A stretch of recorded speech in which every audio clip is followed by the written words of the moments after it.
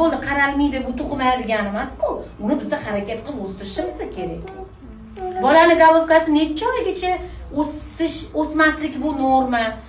Necha oyda qanaqa diametrda bo'lishini hammasini bilishinglar kerak, strukturasini. Aytdi bularni ugelgacha hattoki bilishinglar kerak, qayerda nima qanaqa necha gradusligini. Ko'ryapsizmi? Qancha ishinglar bor sizlarning. Do massaji bilishinglar kerak bo'lgan.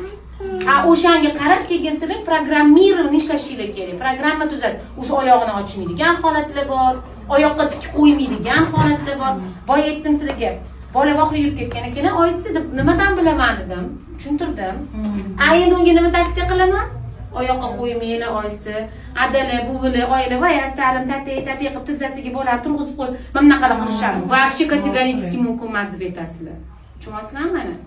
Hattoki tavsiya nomalarni ham onalarga to'g'ri konsultatsiya berishinglar kerak. Oyisi mana bunaqa holatda mana bunaqa qilasiz.